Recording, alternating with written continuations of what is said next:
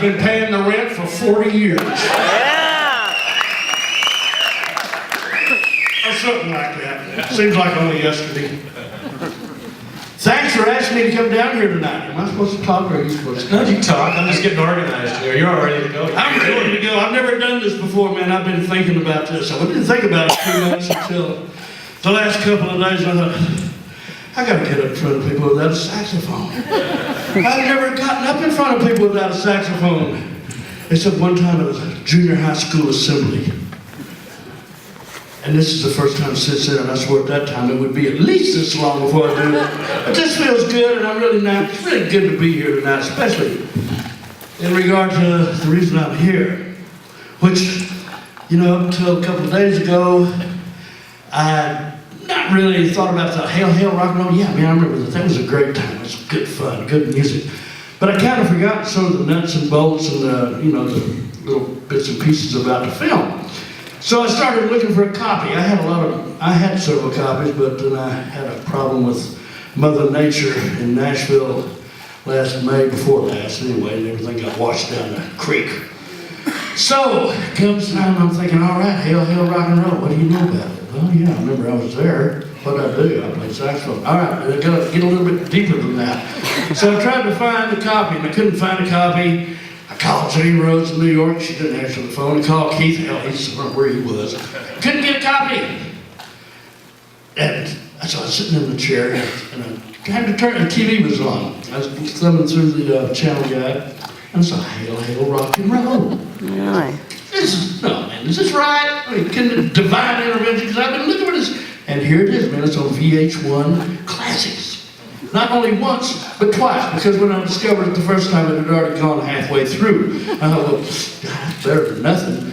And then I saw it came on again late last night, so I stayed up last night and watched it, so ask me anything you want. You want to say something now? Yeah, I'm ready. So, Bobby, you've been here before many times in this area, right? Yeah, for a long time ago. I came up in this part of the country back in the early 60s with a fellow named Buddy Knox, who had a record called Parkway. Yeah. Some of you guys were around then? Yeah. I was very, very, very, very young, but I was here. And I remember, man, it was cold. Also, too, you may notice, as some have, I got a purple shirt on tonight. Yeah. He's a cowboy fan. Yeah. You know, this is pointed out, and I'm thinking, you know, on the way here, I'm thinking, well, you know, what do I know about Minneapolis? What do I remember about Minneapolis? The first thing I remember about Minneapolis was the Vikings and Cowboys games. Yes. You know, sometimes these folks up here just treated my Cowboys really poorly. But other times, you know, we come bring down to Texas and these things kind of even themselves out. But that's back in the days of Fran Tarkenton and Roger Staubach, Tom Landry, and who was that white-haired gentleman that was here for so long? Bud Grant. Bud Grant, the quintessential look of a chiseled football coach. I love football. There you go. So, I love it. Keep going. So, Bobby's from Nashville now, or he's not from Nashville. He's living in Nashville now, but if my history or my research shows me right, Slayton, Texas, is that where you're from? Little town southwest, southeast of Lubbock, the big city. Yes, Slayton. Saxophone. When did you first pick up the saxophone? When I was in my first year in high school, freshman in high school, I got hurt playing Pony League baseball. Not that I was much of a football threat anyway. I weighed about 140 pounds, and pretty scrawny. But you know, in Texas, man, football is a pretty big deal. You want to get any chicks, man, you got to be on the football team, or otherwise you play in the band, which is what I did. What was the first band you played in? The Slayton High School Marching Band. And the only reason I played saxophone was because that was the only instrument left that the school provided.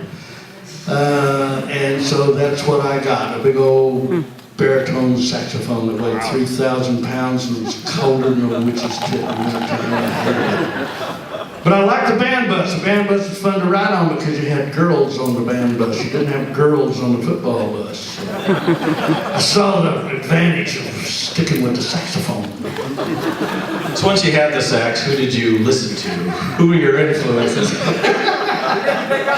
You're trying to be straight. Who my influences are? I'll tell you, that's a good question. We gotta keep this on track, man. Above and beyond anybody else, man, I listen to another Texan, a guy named King Curtis. All right?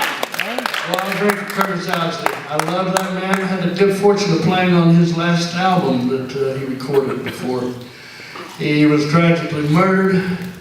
But anyway, he was the man, King Curtis. And there was a host of guys back then, man, and that's back when saxophone players had cool names like King Curtis, you know, Sam the Man Taylor, Syl Ping Pong Austin, Big Al Sears, Eddie Lockjaw Davis. And sax players had cool names. So, did you, back in Lubbock in that area, did you ever play Buddy Holly? Yeah, but not with Buddy. Let me tell you, see, I was a kid. Buddy was older than me. My Aunt Leora, I was raised by my grandparents in Slayton. On weekends, my grandmother would drag me up to Lubbock, where she would cut the crusts of perfectly good slices of bread off for my Aunt Leora to serve to this tea room. She had a tea room up there, and they catered to a bridge club set. Bunch of very nice purple-haired ladies in floral print dresses. That wasn't really what I was into, and they exiled me out to the backyard. And right across the street from Aunt Leora's house is Buddy Holly's house. And I used to hear him when he first started up, he was still in high school, playing over in his garage. And I used to sneak across the fence and go over and hang out outside the door. And he'd run me off, and the only way they'd let me stick around was if I'd run little errands for him, like go to the Heidi-Ho drive-in and get a sack of french fries and some cheeseburgers and that. And I didn't have any money, so I had to go back to the house, my Aunt Leora's house, and appropriate a few dollars for the what we call for the arts. It was for the arts. And so, anyway, you asked a question, I told a story. We're never going to see this movie, this man don't stop asking questions. Well, this isn't even on the card, but I gotta ask you, did you like the Gary Busey Buddy Holly story? Have you seen it? I did see it. I thought Gary Busey, and didn't know before that, I thought he did a really good acting job. As far as the storyline went, it was absolutely, well, it wasn't absolutely, but it didn't really bear much resemblance to the actual factual facts. But Busey was good in it, and Joe Don Whistlebritches was pretty good in it. But you see, I know the guys that really did the stuff, so it's kind of hard to be. I mean, you know, I knew the cats. You were the cats on the screen weren't the cats. So we're gonna switch gears here a little bit, and we're gonna have to go back and talk a little bit about the Stones. Yeah. I don't know when the next tour is. I don't know if there's going to be a next tour. I hope there's a next tour because I want to buy a new car and a house. Yeah. I think the best thing you said about the tour next year was everybody seems to know there's a tour happening except the guys in the band who I know. You know, I've learned over the years, Keith's a good friend of mine. All the guys in the band I've known for a zillion years. But Keith seems to, he and I have kept pretty close touch with each other. And I know better than to ask him, because I know what he'll say. And I don't want to hear him tell me to do that, because it's insulting. So you met him 64, San Antonio? Yes, I did. That was in San Antonio, Texas, 1964. It was a hot day. Very hot day. I remember that day because it was hot. Would you like me to tell you why? Yes. I think everybody does. All right. We're in San Antonio, Texas, playing at the Dick Clark Teenage World's Fair. There's 3 major acts on the bill.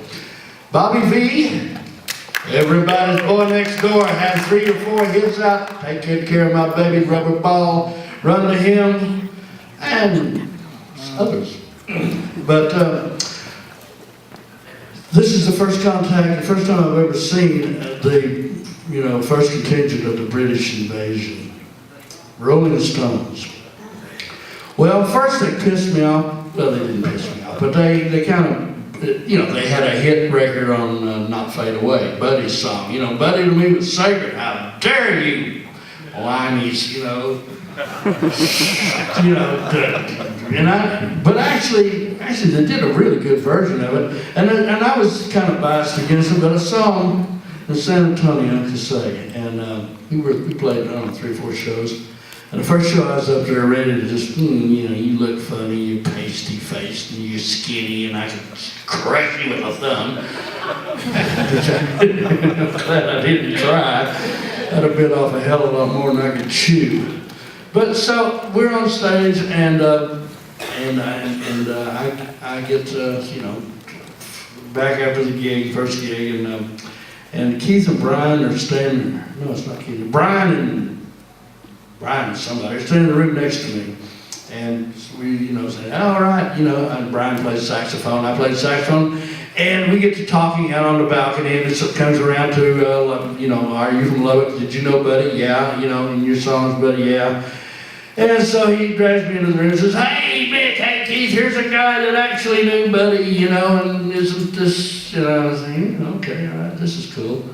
They talk funny, but this is nice. So anyway, yes, that's where I first met him. Would you like to go on? No, that's good. I'm curious about, fast forward to 72, the great Exile on Main Street was created in the summer of 72, and you were living at, I guess it was pronounced Nellicott? Nellicott. So, yes. What was that like? Everything you read about is it was uncomfortable for the musicians, it was damp, it was dark, but what came out of it was a killer record. Is that how you look at it? What was that like? I'm in my 20s. I'm on the French Riviera. I've got more money than I've ever had in my life. I got a convertible, I got a motorcycle. I'm playing with the world's best rock and roll band. You know, I got a French movie star sitting on the rear end of my motorcycle. I am shitting in tall cotton, so it just don't get no better than that. That's what I was hoping you said. And the music